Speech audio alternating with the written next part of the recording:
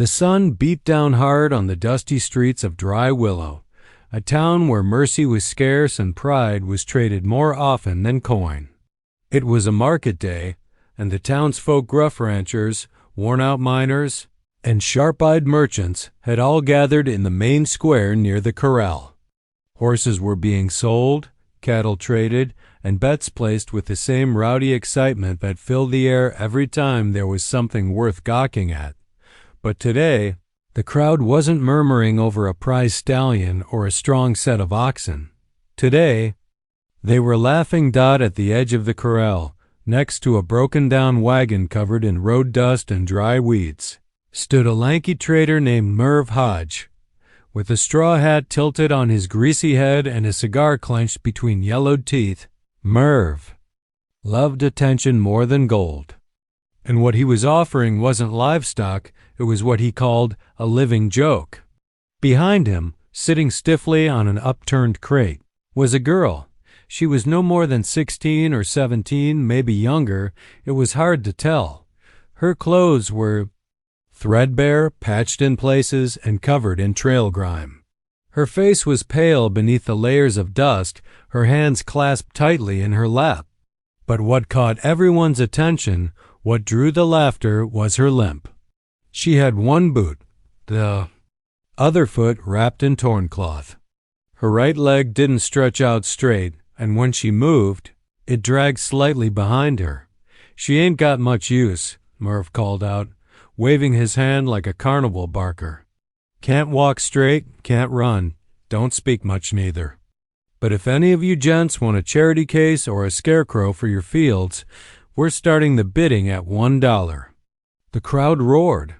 A few men tossed coins into the dust, whistling and heckling. One ranch hand shouted, "She come with a shovel so we can bury her when she drops?" Another laughed, "I'll pay 50 cents to watch her walk across the yard." The girl's eyes didn't flinch. She stared straight ahead, unmoving, her jaw set like stone. She had heard it all before. Then, out of the crowd, a figure emerged quiet as a dust devil sneaking across the plains. Silas Boone.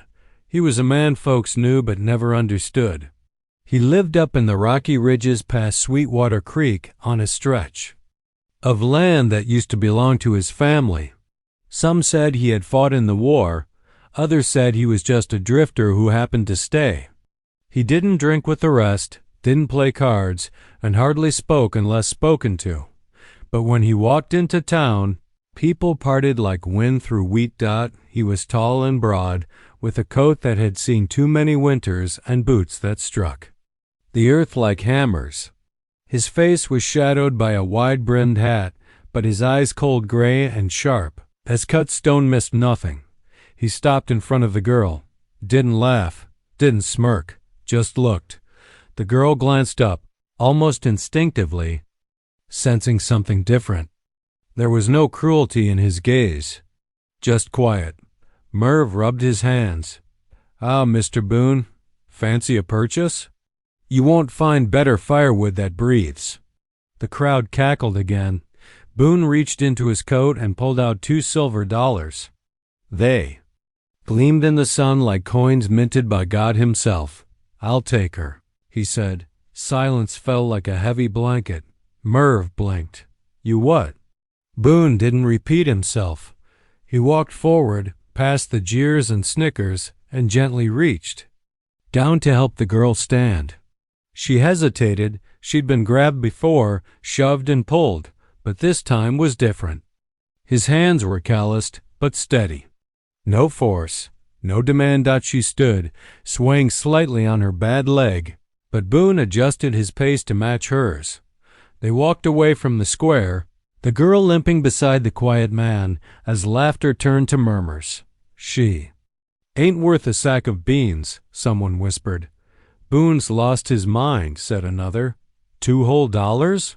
They reached Boone's horse, a strong black gelding named Cooper.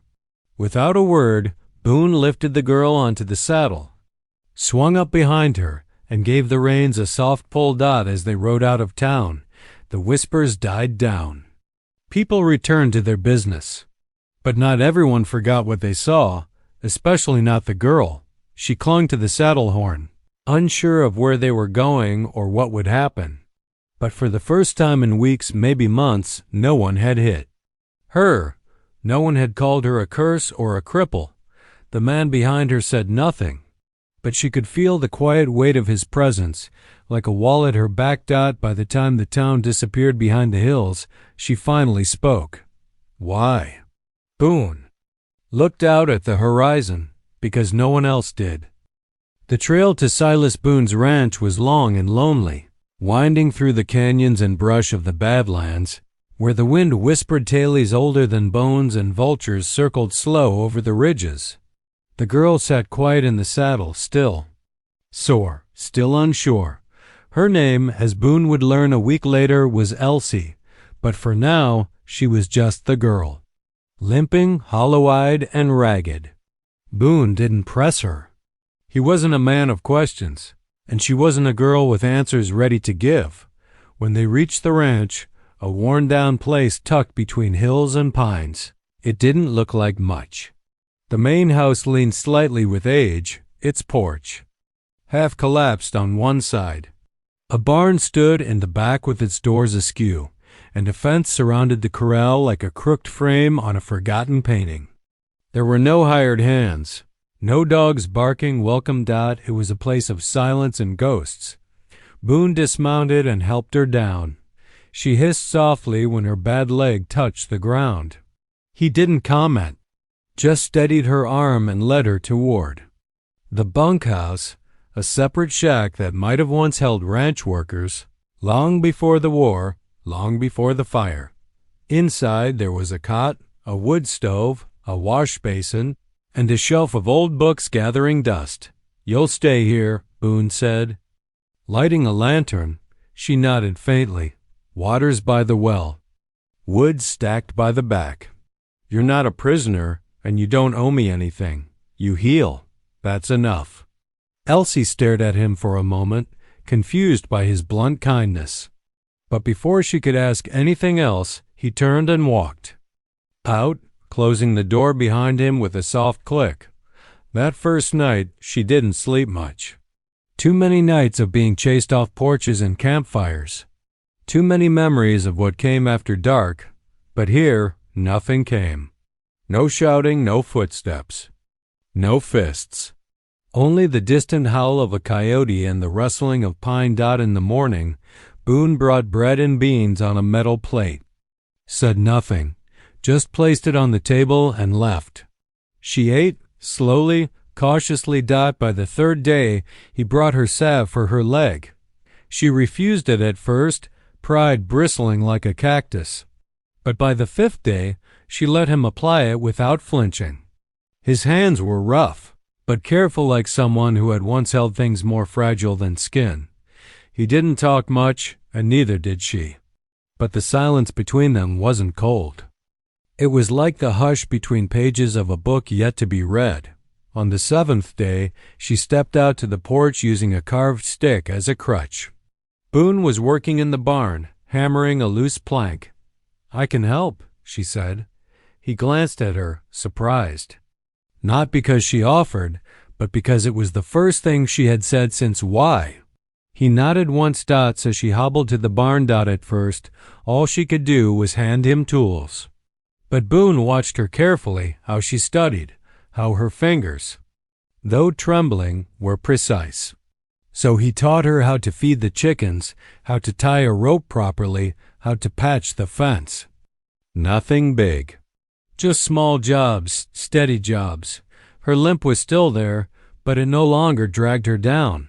She worked around it, not in spite of it. And slowly, she came alive. In the evenings, she would sit outside with an old brush and clean the saddles. Boone would sit nearby, whittling wood into shapes he never finished. Sometimes they said nothing for hours. But sometimes she would ask small things. "Why do you live alone?" "Because quiet don't argue." "Did you ever have a family?" He paused. "I did."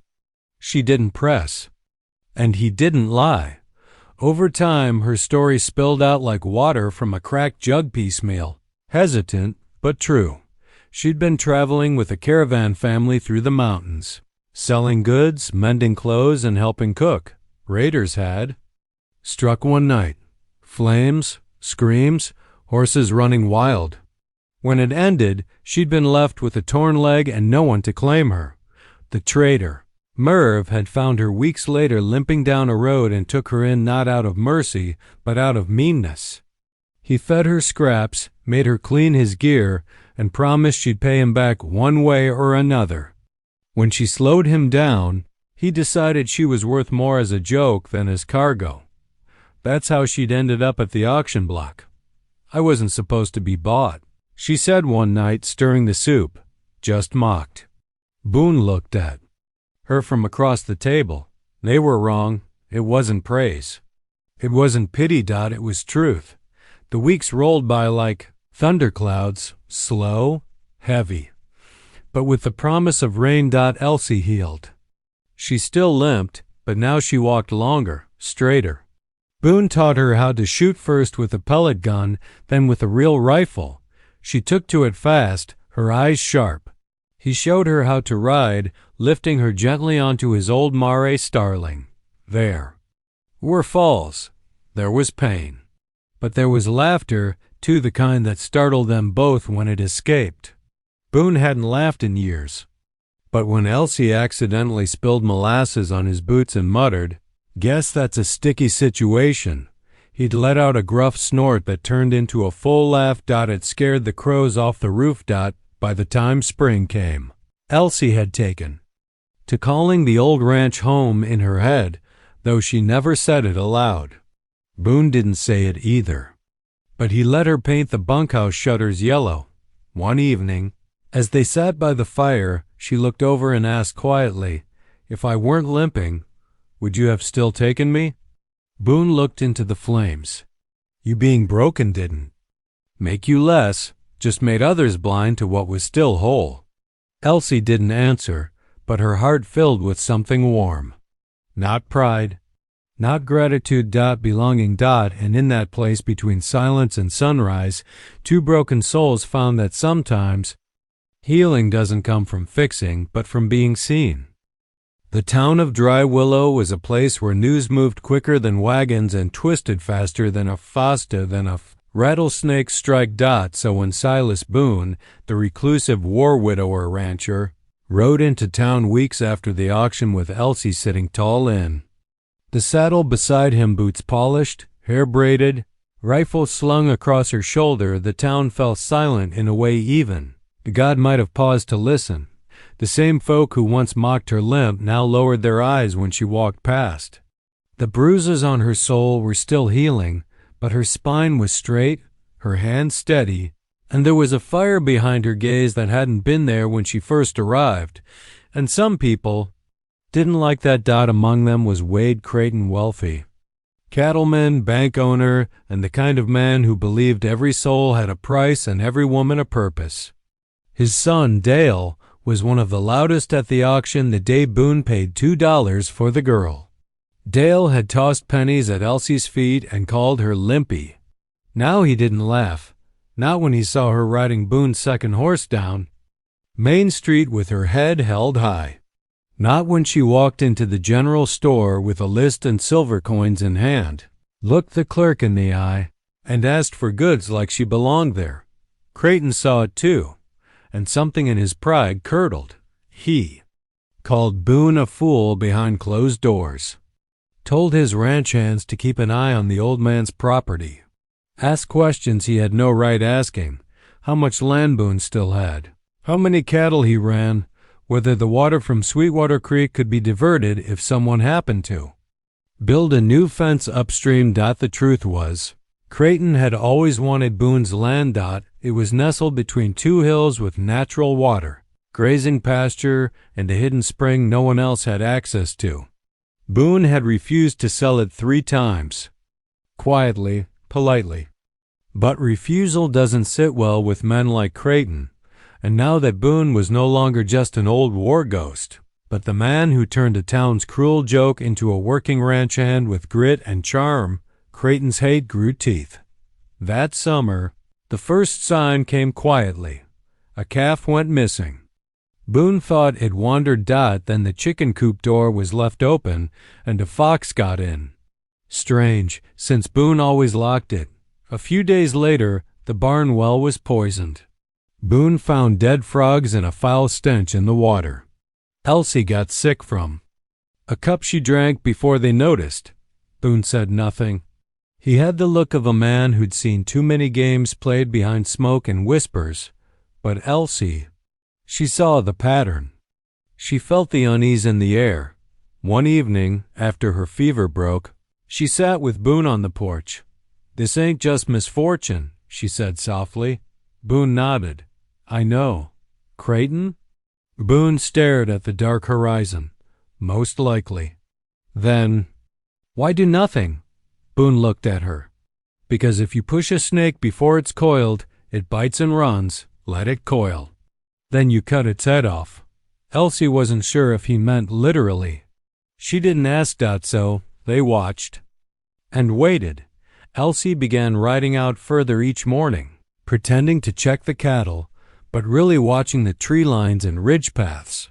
She wasn't just a girl with a limp anymore. She was sharp, careful, and quiet as snowfall. She found cigarette butts that weren't Boone's, fresh tracks near the barn gate, and once a fence wire that had been freshly cut, then hidden behind leaves. She told Boone. He nodded again, calm as always. That night he unlocked an old chest under his bed. Inside were 2 pistols, oiled and ready, a rusted cavalry saber, and a Colt rifle with initials carved in the stock. He handed Elsie a revolver. She blinked. "You trust me?" "I do." That was all. A week later, Dale Creighton rode into town boasting at the saloon. He'd scared off Boone's girl, said. He'd fired a warning shot at her out on the trail, and she ran like a crippled deer. The men laughed, but what Dale didn't mention was the part where Elsie fired back 1 bullet, right through the rim of his hat. Didn't hit him, but it knocked the hat clean off and scared the horse into bucking him into a creek. Boone hadn't taught her to aim for the body. Not yet, but he had taught her to shoot close enough to remind a man how mortal he really was. That shot echoed across Dry Willow more than anyone expected. The town's laughter turned into whispers. Boone's girl don't scare easy. She's got a mean eye, that one. Maybe she ain't just charity. But pride's a funny thing. It doesn't shrink when truth knocks, it sharpens. Especially in men like Wade Creighton. So he took things further. He bribed a surveyor to forge land claims. Tried to declare Boone's Spring as public water. He offered Boone money again 10 times the worth of the land. Boone didn't flinch. One night, Boone found a note nailed to the barn door. Sell or bleed.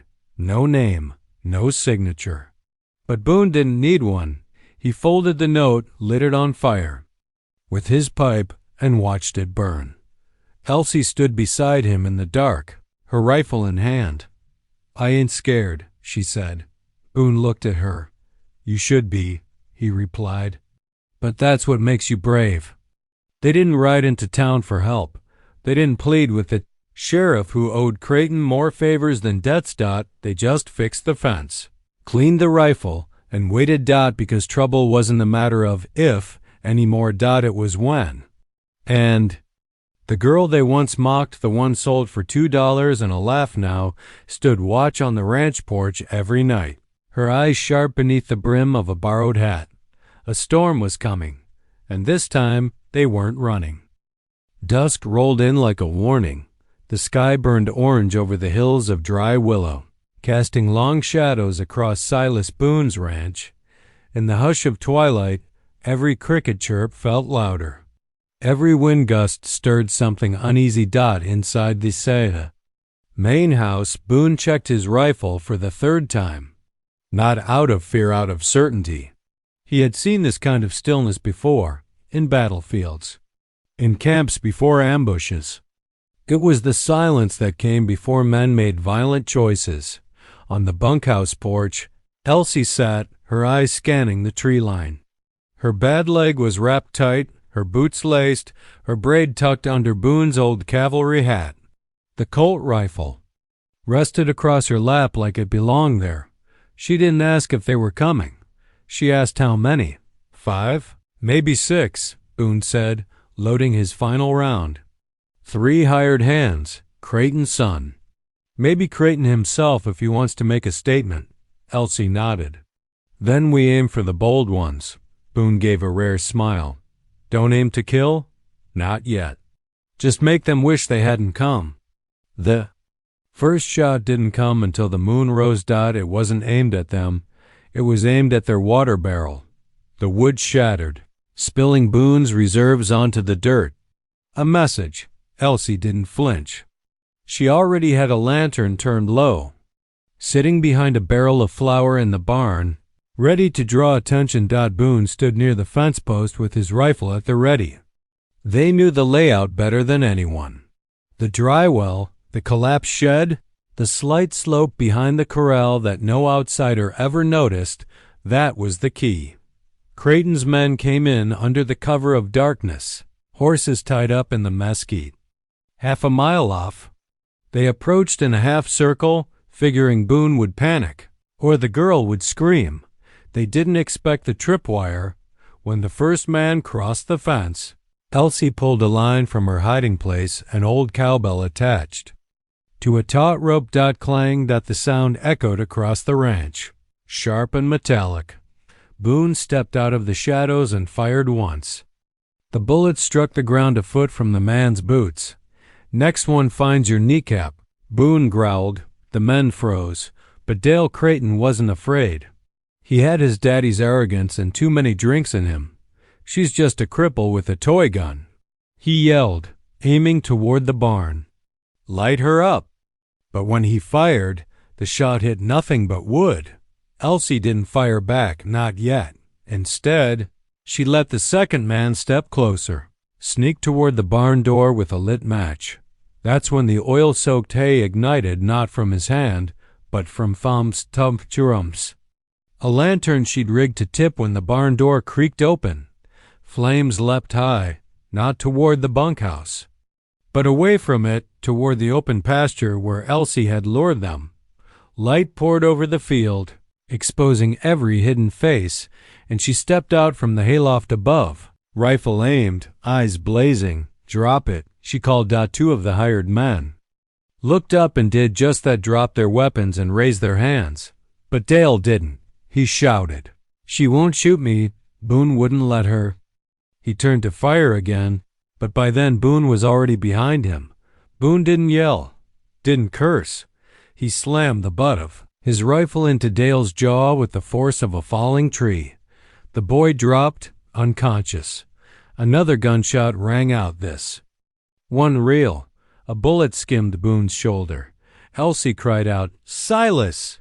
He dropped to a knee, bleeding. Elsie jumped from the loft, ignoring the pain in her leg, and crawled to cover behind a trough. She loaded her rifle with shaky hands, blood roaring in her ears. From the trees, Wade Creighton himself stepped out, holding a shotgun. "Should have sold when you had the chance, Boone," he shouted. Boone, gripping his wounded shoulder, managed to smirk. And miss out on this welcome party? Creighton aimed at Boone but didn't see the girl crawling through the hay. Elsie lifted the rifle and aimed. Her vision blurred, but her hands were steady. She remembered what Boone taught her. Don't aim for hate. Aim for the thing that'll stop them from hurting what matters. She didn't shoot Creighton in the head. She aimed for his hand. The rifle cracked. Creighton screamed as the shot tore through his wrist, sending the shotgun flying. He fell to his knees, cursing, clutching the mangled hand.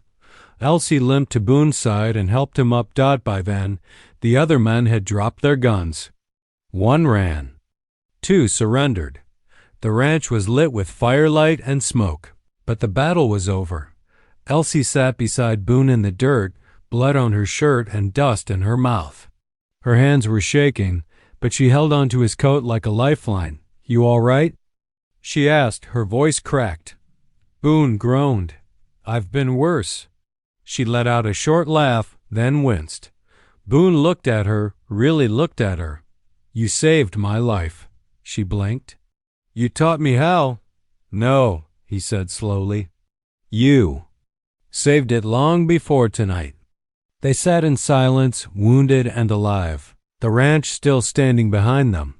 The flames from the barn eventually died down. The sheriff would come in the morning, so would the stories. But in that moment, beneath the stars and the smoke, the two outcasts knew something had shifted forever. The girl they laughed at, the girl they sold for $2, had just defended a ranch from 5 armed men, wounded 2, and made Creighton bleed, and no one was laughing now. Dawn broke slow over the hills of Dry Willow, the sun filtering through haze and smoke like a judgment passed from heaven itself. The scent of gunpowder lingered in the air. Burnt hay, scorched wood, and iron nose were the smells that met the sheriff when he finally arrived with 2 deputies in tow. By then, the barn fire was down to smoldering embers, and most of the blood had already dried in the dirt. Sheriff Hal Merton was a man who prided himself on keeping peace with minimal fuss. Tall, mustached, and always chewing a toothpick, he preferred looking the other way when Wade Creighton stirred the waters.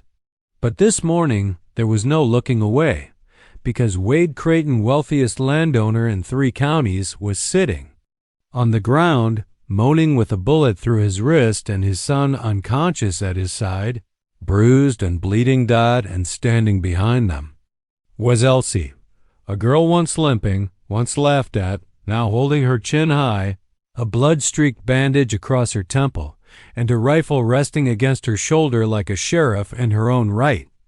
And beside her stood Silas Boone, wounded but proud, one hand on his shoulder, the other resting gently on her arm, not because she needed steadying, but because he did. Sheriff Merton squinted.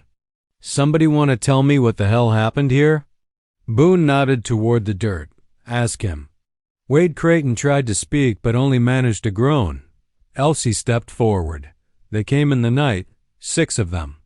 Cut the fences, poisoned the set fire to the barn. Shot Silas. Tried to take the ranch." "And you shot him?" Merton pointed to Creighton's bleeding hand. "Yes," she said, "I did." Merton raised a brow. "You're admitting to shooting a landowner's son and wounding Wade himself?" Elsie didn't flinch. "I aimed to protect this land. I warned them. I didn't shoot to kill." Merton looked at Boone. "That true?" Boone nodded. "Every word." Behind the sheriff, the 2 deputies whispered nervously. One of them recognized Creighton's hired hands and was already taking down names. Then something happened. One expected. One of the surrendered men, a wiry ranch hand named Colby, stepped forward. "She's telling the truth. Sheriff Wade told us to run him out, burn what we had to. Said no one miss an old soldier and a cripple." Elsie's jaw tightened, but she said nothing. Boone muttered, "Guess he misjudged the cripple." It took most of the day to sort through the aftermath. Wade and Dale Creighton were loaded into the back of a wagon and taken to the jailhouse. Charges were filed for trespassing, arson, attempted murder, and land fraud. Colby's testimony, combined with a map Elsie found marked with altered property lines, was enough to convince even the laziest judge that Creighton had gone too far. And for the first time in Dry Willow history, a man with money and a name found himself in chains. But the town's reaction didn't come fast. It came slow like thawing. Ice. At first, people stayed quiet. No one wanted to take sides. But word spread. About how Elsie had stood her ground. How she had saved Boone's life. How the girl sold for $2 had outshot Creighton's best. It started with small things. A man at the general store nodded to her. A woman offered her fresh bread when she rode into town for supplies. A blacksmith offered to fix her busted stirrup for free. Then, one day, the town doctor, an older man named Dr. Harland, came out to the ranch with a wrapped package. "Been hearing about that leg of yours for months now," he said. "Thought it might be time someone did something about it." Elsie blinked. "I didn't ask." "Nope," he said. "But you earned it." Inside the package was a brace leather and steel, custom dash fit that it wasn't a miracle, but when she strapped it on, the limp grew lighter and she smiled. Boone watched her that day from the porch, watched her walking upright, brushing down the horses, humming something faint. He remembered the day he'd seen her on that crate at the auction, the weight of the coin in his hand, the silence in her eyes. And now? She was laughing with the stable mar, feeding sugar cubes to the chickens, arguing with the rooster like they were lifelong enemies. The ranch felt alive again, not just worked, but lived. Elsie caught him watching. "What are you staring at, old man?" "You," he said. "Just don't recognize you with your chin so high." She tossed a chicken feather at him. "Better get used to it." They sat together that evening with mugs of warm cider. Boone broke the silence. "You ever think about leaving, now that the town's warming up to you?" Elsie looked into the distance. "Used to. Thought maybe I'd ride west. Find something new. Still want to?" She shook her head slowly. "This is the first place."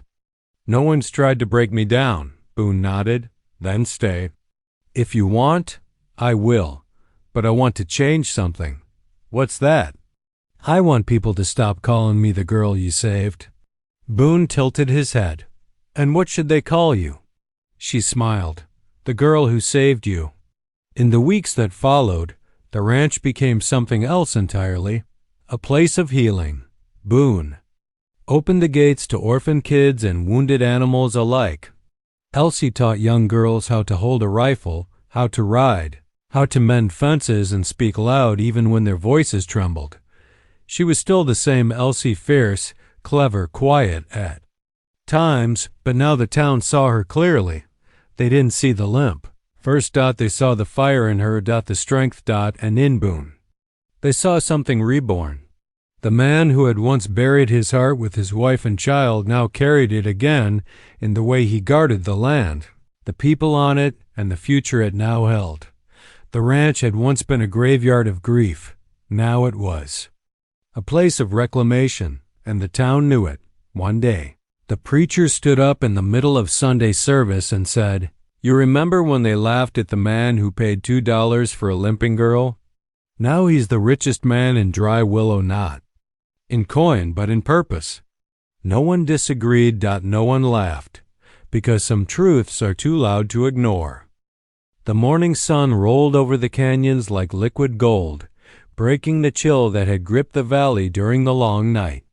Colter Boone stood silently at the porch of his ranch, his arm cradled in a bloodied sling and his eyes fixed on the figure limping out of the barn.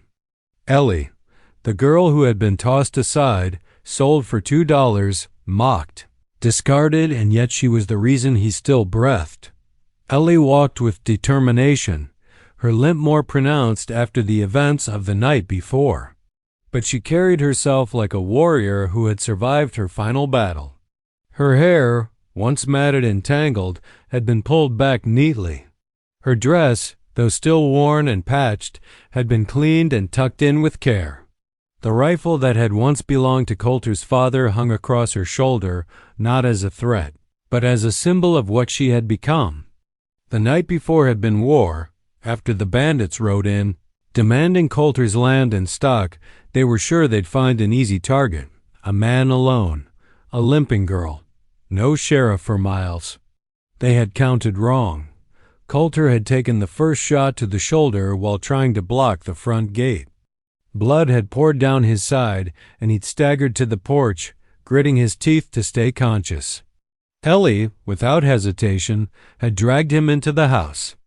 Then, with shaky hands and no medical training, she'd stopped the bleeding with fire-heated iron and torn bedsheets. Her hands trembled, but her eyes were steel-dot by nightfall. 5 of the bandits were dead. 3 had run. Ellie had manned the rifle from the upstairs window while Coulter, crawling and reloading bullets with one good arm, helped from behind the living room table. Every shot she fired hit home. She didn't hesitate, not once. The last of the outlaws had stumbled away into the dark, screaming about that demon girl with the limp. Now the valley was quiet. Too quiet. The townsfolk who'd laughed when Coulter had paid $2 for Ellie now lined the dirt path to the ranch. They had come not out of pity, but out of shame, guilt, and admiration. Sheriff Alden stood at the front, hat in hand. "Mr. Boone, Miss Ellie," he said, glancing between them. "We heard what happened. You two took down 6 of McRae's boys. And you did it alone." Coulter tried to wave it off. "Wasn't me?" "Was her." His voice was hoarse, lips pale from blood loss. Sheriff Alden looked at Ellie and nodded slowly. "We've been fools. Every last one of us. Laughed at her, mocked her. Now she's the reason this ranch stands." Ellie's eyes didn't soften. She didn't speak. An old woman stepped forward, Mrs. Petty, who had once slapped Ellie's hand away from a breadbasket outside the mercantile. She now held a hand-woven shawl stitched with lavender patterns. "I made this for you," she said softly. "For the girl we should have seen sooner." Still, Ellie didn't reach for it. "You saved this valley, child," the blacksmith added. "And we treated you like dirt." Silence hovered, thick and stiff like smoke. And then Coulter looked up at her, speaking gently. "You don't owe him anything, Ellie, but maybe. Let him know you ain't invisible anymore." Ellie turned. Her voice finally came, quiet but clear. "I ain't no one's shadow.